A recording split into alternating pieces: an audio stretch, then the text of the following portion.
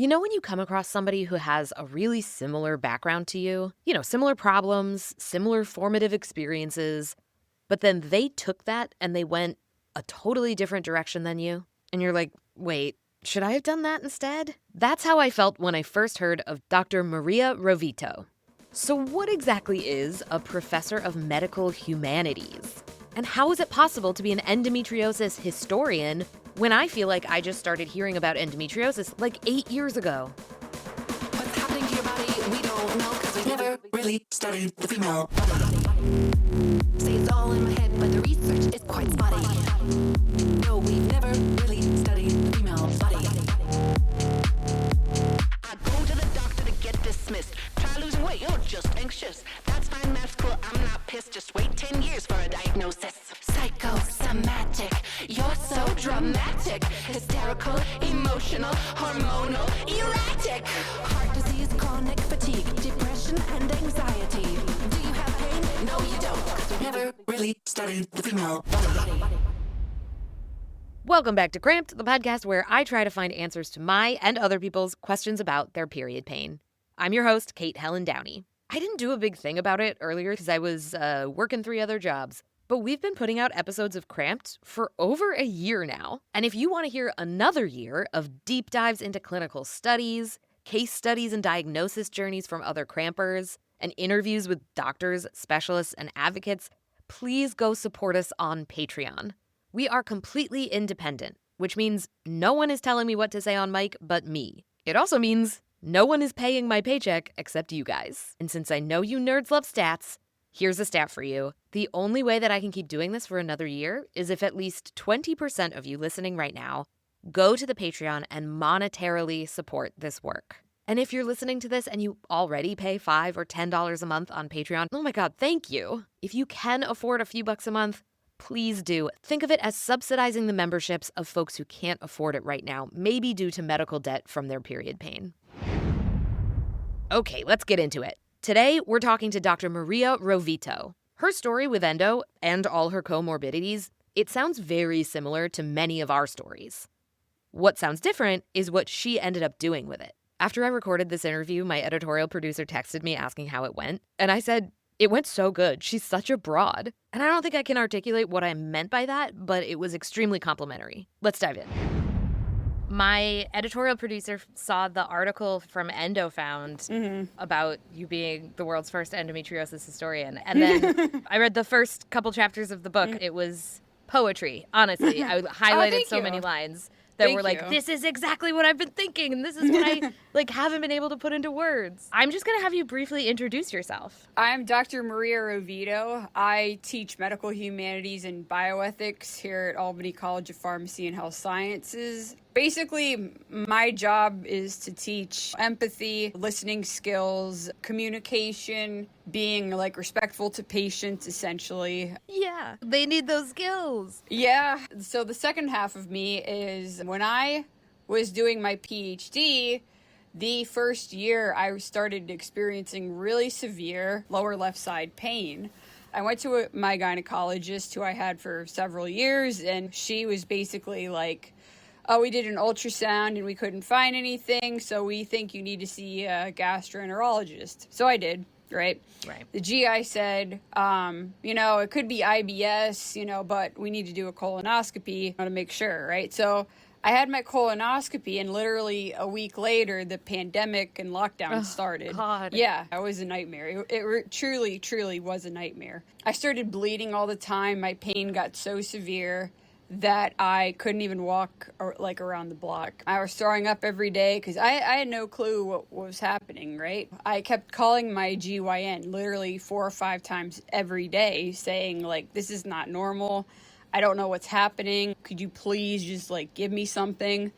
She did a CT scan of me, of course, and you can't find endo on this kind of imaging. Which I didn't know at the time. I didn't know the really deep hardcore endo research until a couple years later. Essentially, at some point, she said, I can't help you. I don't know what's happening to you. I said to her, no, send me to a surgeon because you're not listening to me, right?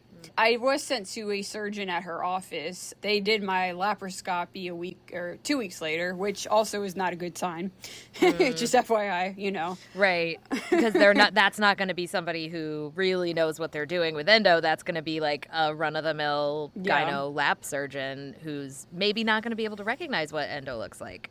Exactly. Yeah. And so he did find endometriosis. Okay. But the surgeon and the surgery were so rough on my body that I ended up in even worse pain than I was in before. Which, at that point, I was just like, I don't want to live anymore. Like, straight up, I was just like, I don't know why I did this. My life is ruined. I can't believe I did this to myself, right? But for several years, I was really dealing with this question of, do I want to be alive and deal with this pain? It's a question that I think a lot of people with endometriosis face. I was at the end of my rope. So that started my research process. It led me down this huge rabbit hole of looking at gender bias in healthcare and how it's such a huge problem. But also... It's not a new problem. It's been around for 2,000 years, beginning in ancient Greece. I found you through this article on EndoFound, introducing you as an endometriosis historian. I feel like I only heard the word endometriosis for the first time 7 or 8 years ago. Is endometriosis as a disease, regardless of what we call it, has that just been with us for like as long as humanity has existed? Or is this actually something like kind of new? No, I think it's been with us since the beginning. It's been called different names and terminology throughout the centuries. I started with ancient Greece, the wandering womb. You know, this idea that Aristotle, Hippocrates says that it's the animal within the animal. The uterus wanders around their body and causes problems. If it's wandering too far up, you get like lung problems and even like sinus problems, right? Or migraines. Migraines, and then if it's wandering too close to your kidneys, you have kidney problems. The thing that causes all your problems, if you're a woman, is your uterus wandering around wrecking havoc. Which, like, as someone who suffered from severe period pain for decades and then found out I have endometriosis, like, it's not wrong. Yeah. It is kind of at the bottom of it all, but it's more complicated than that. I think what disturbs me most is this is the beginning of framing women as just evil. They called the uterus the point of 1,000 evils. Oh my God. Yeah. And also, you were born from that, sir. Like, what are you talking about? I know. This is the beginning of not trusting women in their bodies. Yeah. Essentially. I will say, the stuff I found about the Middle Ages, too, is not much better. Nothing was better in the Middle Ages. No. It progressively gets worse, essentially. A year ago, when the first episodes of CRAMPED came out, I was doing a ton of researching about the history of women's healthcare. And I read For Her Own Good by Barbara Ehrenreich and Deirdre English, and a few other books that look like way back into the Middle Ages. And I started to feel like, you know what? Even though things were like really bad in the Middle Ages, they kind of let women do their own thing when it came to women's health care. It was like women are taking care of other women in the villages. And like maybe that was actually like a high point for women's health care where you went to another woman. It was like wisdom passed down. And then maybe it all just went downhill for us from there. There were women gynecologists, pretty notable ones in the Middle Ages. Salerno of Troda is one. I've never heard of her.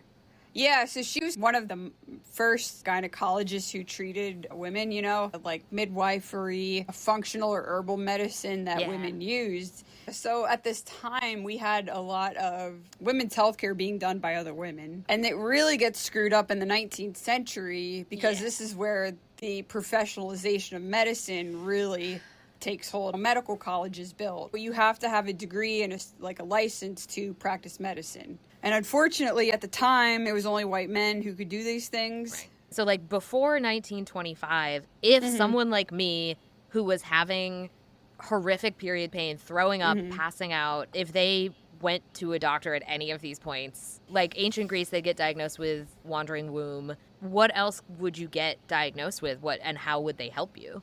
Hysteria. Yeah. Straight in the institution.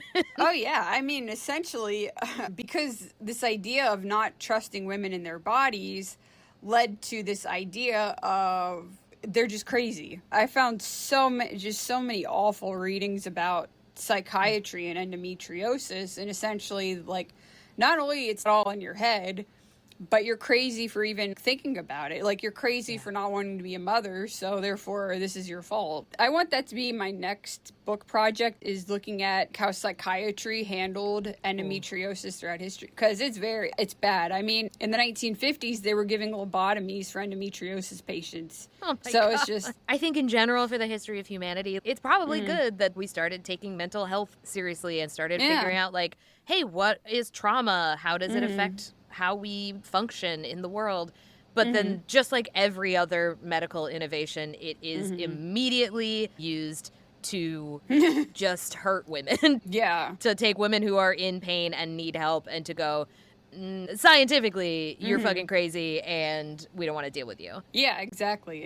And it feels like with every new scientific or medical advance, there's like a good chunk of time where it's just like, oh, great, another way to screw women out of being treated like people. Oh, exactly. And I mean, it makes me mad to think about how many women today, when they're looking for an endo diagnosis, they're like, no, I think you're depressed, or I think you're stressed out. Have you tried SSRIs? Have you tried therapy?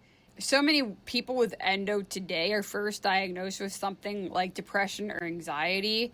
It's still that remnant of, no, this is all in your head, right? Like, you're imagining it. And also, I know that hormonal birth control can be really, really useful in treating endometriosis and adenomyosis. But also, there are so many people with endo and adeno who take this birth control and have, like, huge negative side effects. I got on Skyla, the IUD, because it was specifically sold to me as, like, something that could help my cramps. Yeah. And it did not help my cramps at all, which later made sense because I had a hydrosalpinx. One of my fallopian tubes was blocked and filled with fluid and adhered to my ovary and my uterus. And so, that's why. That's why I was having pain. It wasn't a hormonal imbalance. But Skyla gave me horrific anxiety attacks, like panic attacks. And I had never had panic attacks before. I started having them all the time. But everyone told me, like, well, you're working a stressful job, like, you're getting a little older, you just need to go to therapy. And I got put on an antidepressant before anyone asked me, hey, did you change your birth control in the last couple years? Like, has anything changed hormonally with you? And it took me doing my own research and finding out that 30% of people on Skyla report higher levels of anxiety and panic attacks. And I was like, well, that's it.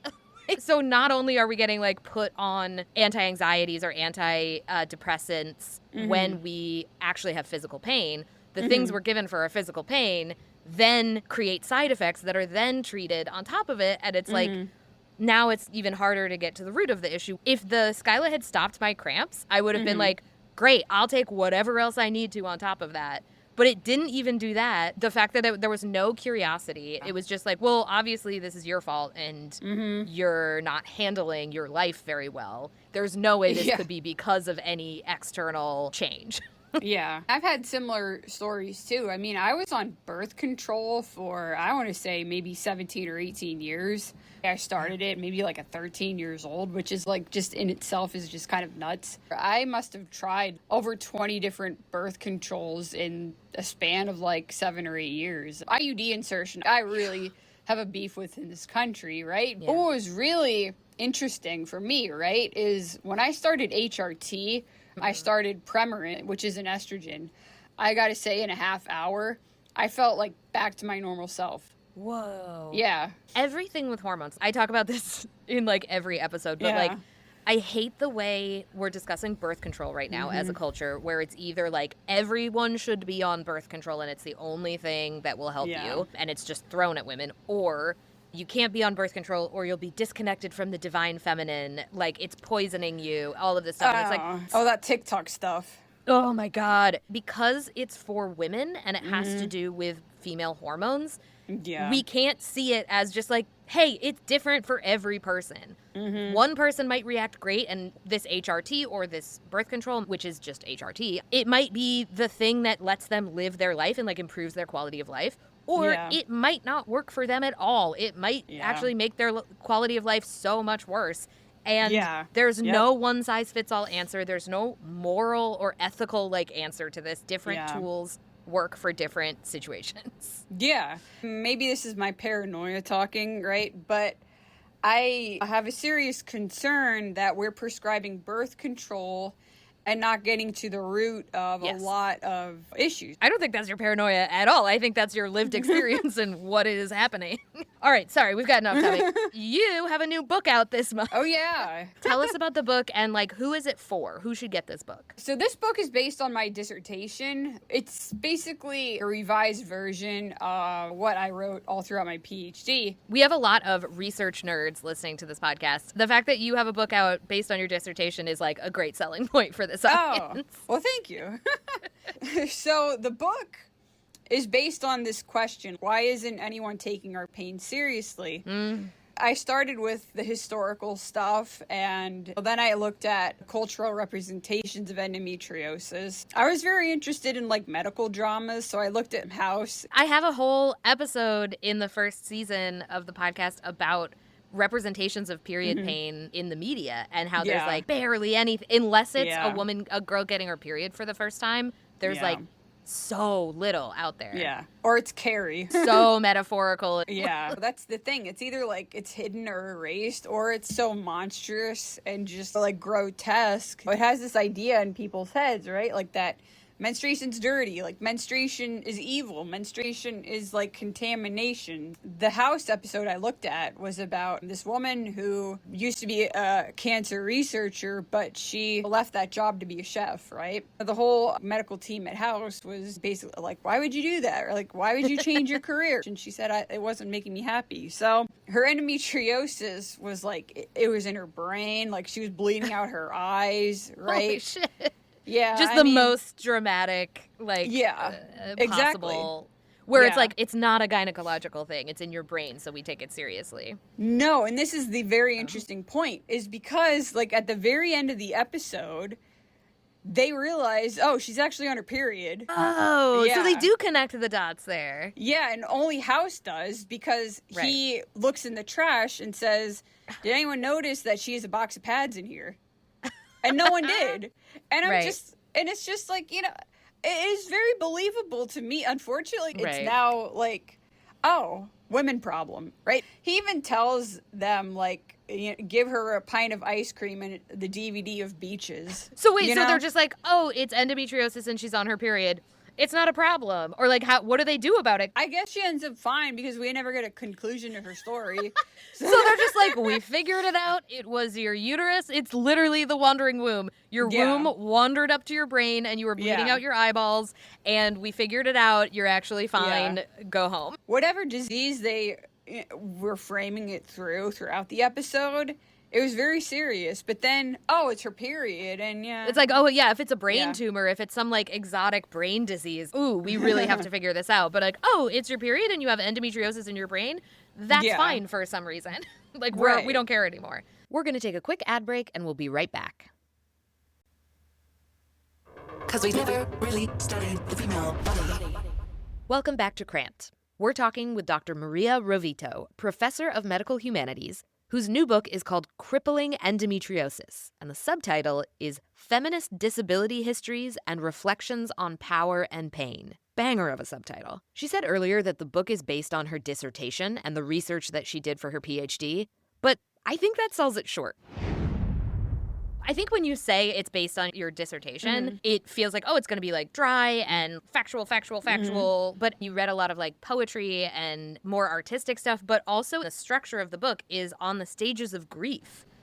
Right? It starts with shock and then denial, and it goes through all the stages of grief. What led to you structuring your book that way? There was a very legitimate grief process that I went through my whole diagnosis journey, coming out through the other side. There was a point, I want to say it was 2023, that I would never go back to the body I had before, Endometriosis changed my life forever, for good or for bad. I think writing this book was a way out of that really, really dark grief and that dark place I was in. But also, I began with the medical historical narratives about the disease, which are just very invalidating. Just when I was reading them, I was just like, oh my God. And then when I switched to like patient narratives and like how to reclaim your own voice and your own agency from whatever these doctors are telling you, I feel like a lot of the endometriosis communities that I found were just very helpful and validating. And just the fact that so many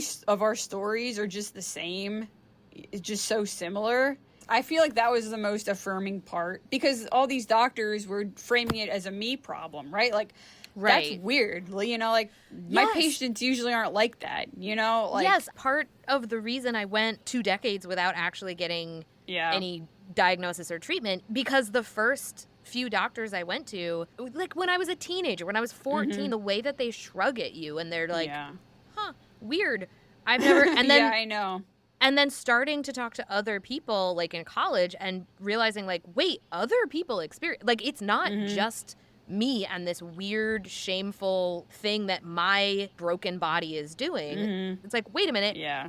If all these other people that I'm randomly meeting at college also experience this thing, how can my doctors be like, never heard of it? Like, because they've never really have heard of it. This is because they haven't bothered. No, and also medical education, only 50% of medical colleges require a women's health class. What? Yeah. Once you see how the sausage is made, you stop trusting the entire system. Yeah, as someone working now in medical education, I will just tell you, it's frightening. I used to work in kitchens, and like I was a waitress and a bartender for a long time. Once you see what's going on in the kitchens and like behind the bar. Oh, yeah. Like, you know where not to eat now. Yeah. Exactly. I want to talk about the section of your book about rage, about the stage of grief that is anger and rage. Because I've been deep in that stage for the last year or so. I'm so mad. I'm so angry all the time. And I'm so angry when I hear other people's stories and when I think about how I was treated in the medical, and also that like I'm a cis white woman in like a average sized body and I still got treated this way, and how much worse it is for so many other people. This is the best we can do. I know. For 51% of the population. Like, are you fucking kidding me? Yeah. And this rage also feels like it has nowhere to go, right? Like, I don't know who to be mad at, because it's not really my doctor's fault. Like, they got the education they got. They're part of a system. Like, there are plenty of good doctors out there. I don't know where this rage can go. And I loved how you framed this. I didn't write down the exact sentence, but it was like poetry, where it was like, endometriosis is the body's descent to a system that... Can you talk about that? Yeah. So this was based on the term endometriosis warrior, because I really did not feel like a warrior at all, right? I feel like an endometriosis pile of goo. Oh, yeah. I wanted to start one chapter about that, but then I was reading more and more about sociological or social science studies about this, right? And one study I really thought was powerful was that endometriosis patients felt the most autonomy when they told their doctors no. I really feel like a lot of my anger was that I didn't know I could say no, ever. If I didn't follow directions, or if I didn't follow the advice of my doctor, I was like not a good patient. I was causing problems, you know? So a lot of my anger stemmed from the fact that, I shouldn't have had to gone through this in order to learn about autonomy and whatnot. But also the fact that these doctors will also just not acknowledge when they're wrong, ever. I mean, combination of ego and just a lack of knowledge, too. A lot of my anger was just directed at specific doctors I had. I really wonder if the PA who originally dismissed me, if she ever Googles my name, I'd be so curious. That would be amazing. I know. That's like a little pipe dream of mine, but I feel like the anger we have, we shouldn't like hold it back. You know, just because women are taught to be like submissive or docile or, quiet, that I don't feel like that's an acceptable state to be in. after all this bullshit we went through. And I love this idea of like, you can say no, but also you cannot accept when they don't have anything for you. They're just saying like, there's nothing more they can do. What if you didn't accept that? What if you were like, okay, what are my options though? What could you do?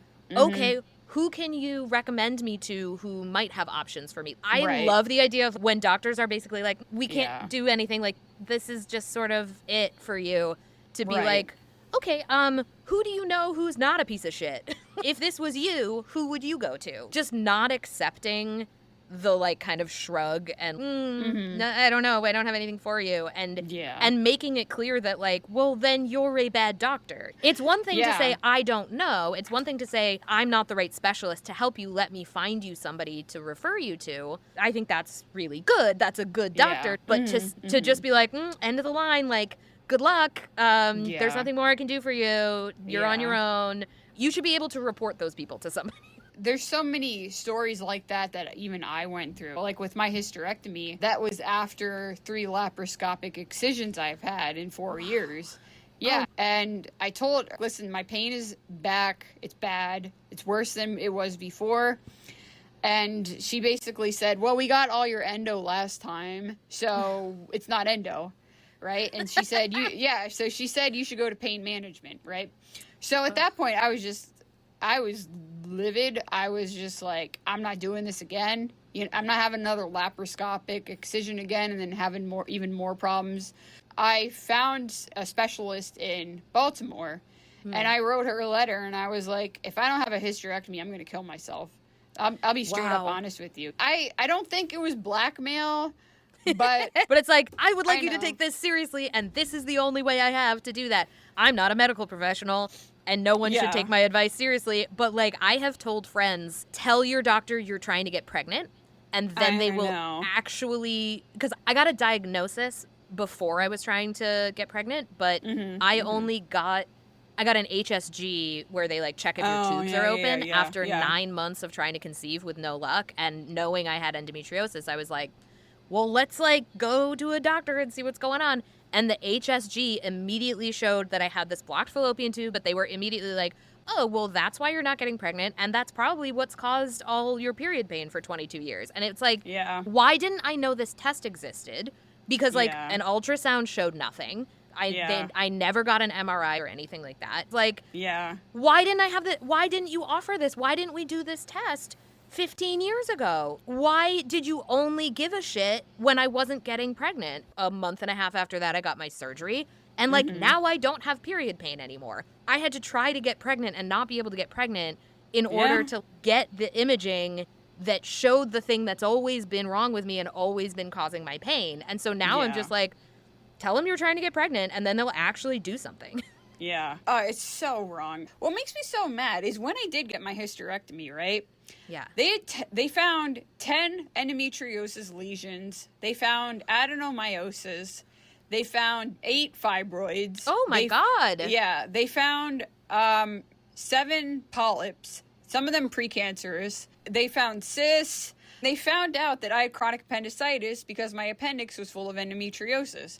When I got my surgery report back and I saw all this shit, I wrote the doctor who told me to go to pain management, like, the nastiest letter I've ever written in my life. God. Yeah. I was like, you're a fucking idiot. And, you know, if I didn't reach out to another doctor in another state, no less, like, I would have died because you were negligent. I've never actually done that. I've fantasized about doing that, but, like, the doctors I've seen have always been, like, years apart, and I'm always like, who was that? What insurance? I'm not gonna look it up. It's just too much busy work to actually, like, get that moment. But I think we should do that. I think we should be reaching out to these doctors that dismiss us when we get our answers and say, like, hey, never dismiss another person the way that you dismissed me because you did not help me at all. I have proof now, so let me rub your nose in it. And also, like, be better, man. Like, be a better doctor to patients in the future. I think for some doctors that would make a difference, and for some, like, nothing is ever going to change their mind about this or, like, change the way that they approach it. One thing that comes up in my research a lot and, like, came up in your book a lot is the word disability.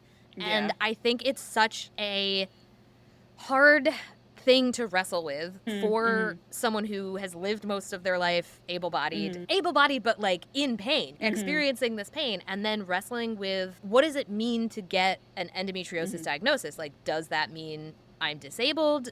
When I got my diagnosis, like, I thought it would be such a huge relief and such a huge weight off of me. Like, oh, I have answers. And instead, it was heavier. It was like, wait, now I'm a person who has a chronic disease and there's no cure. Best case scenario, I'm going to get surgery that's not covered by my insurance. And, like, maybe I'll have less pain, but I'll never be cured. Can you talk a little bit about, like, the disability advocacy and the overlap with endometriosis? And, like, does having endometriosis mean you're disabled, or is it, like, dependent on context? So there's two ways I think of this, right? First, I think of the legal aspects, because endometriosis is still not classified as a disability under the Americans with Disabilities Act. So people with endo who need legal protections still have a really hard time getting them. We just did an episode on menstrual leave and how difficult it is to classify. Do you make it part of disability? Or is saying, like, having a painful period is a disability? Like, is that actually saying something we don't want to say? Do we do a separate policy, but then that might make employers less likely to hire women because they have to give them extra days off? Right. There's no right answer because the system isn't built for us. Right, exactly. There was a recent about a woman who sued her employer because she was not able to get legal disability rights because of her endometriosis diagnosis. Oh. So the court determined that that was illegal and unethical. Yeah, so there is hope that revisions to the ADA, there will be more hope for people with endometriosis to get legal, you know, like, for example, like, your employer can't discriminate against you if you need to take a sick day because of endo, right?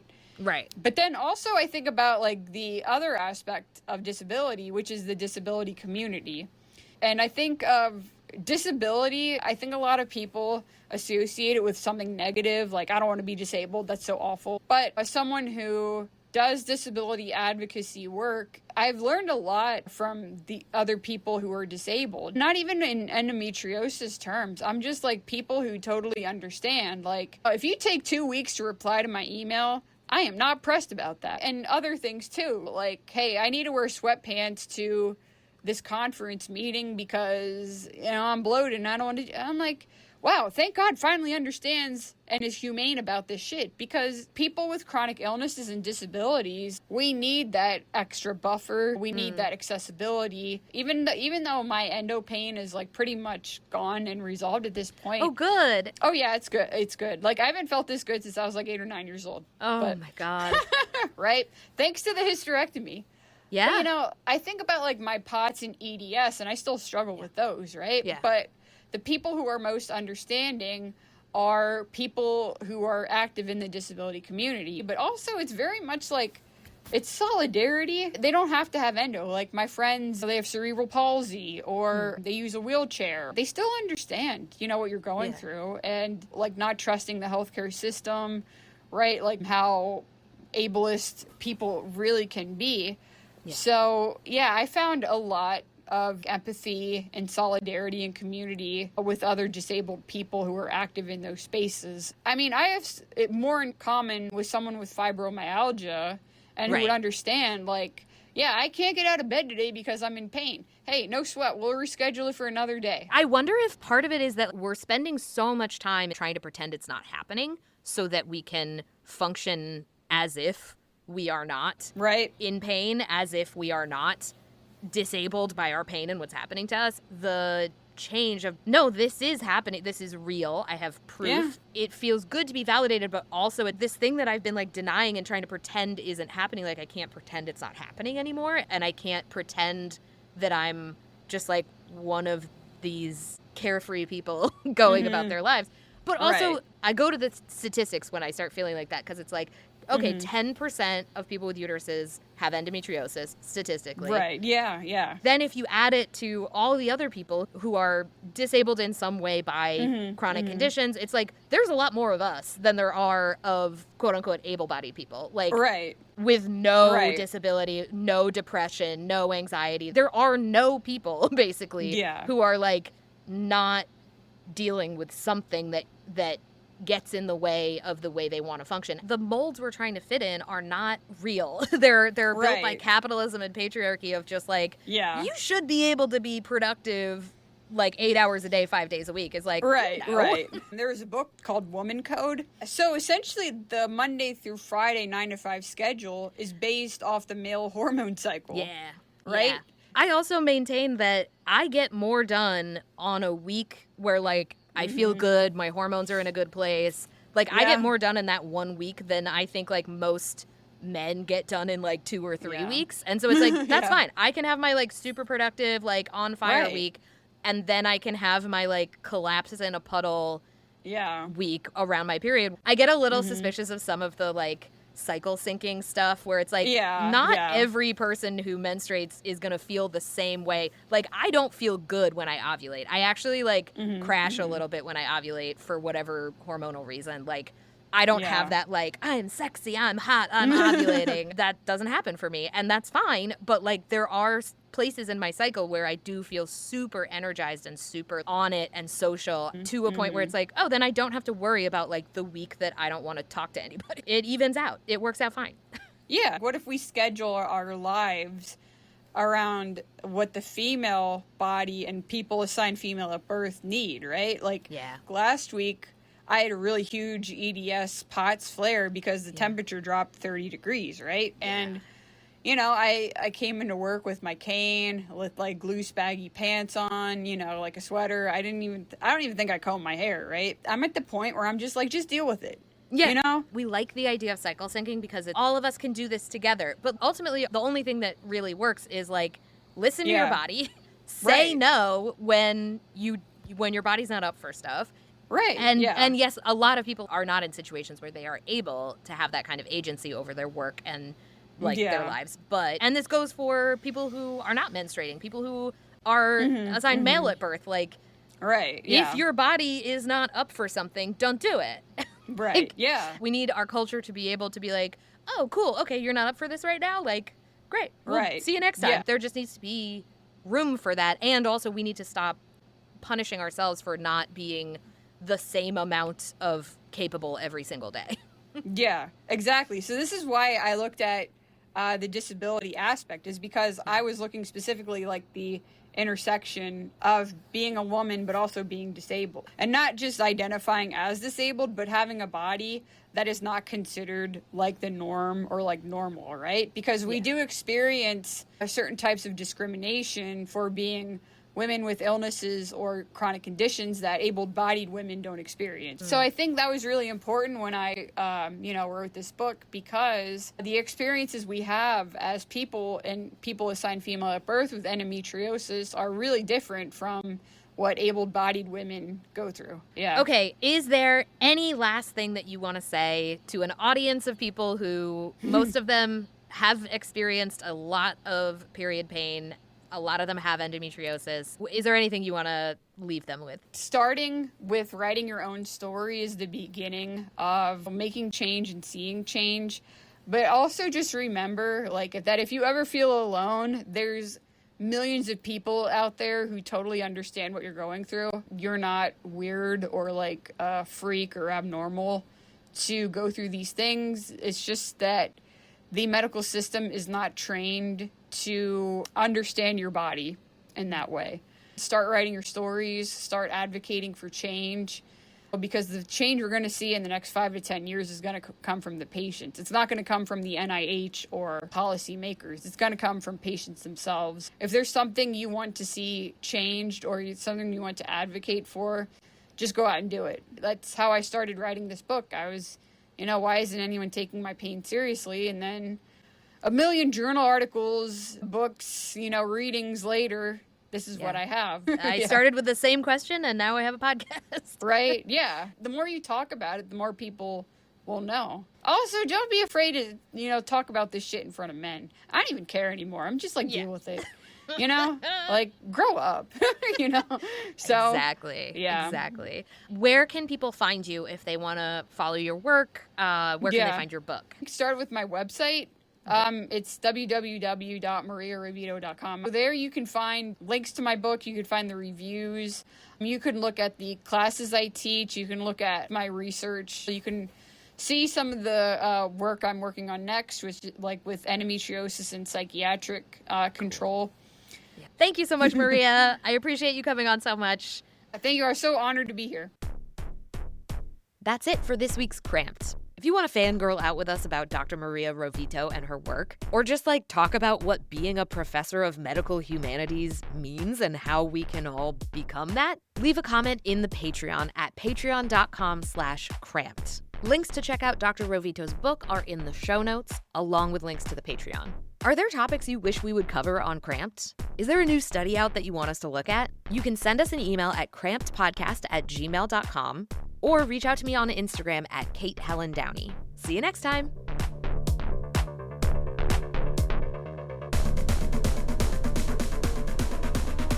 What's happening to your body? We don't know because we've never really studied the female body.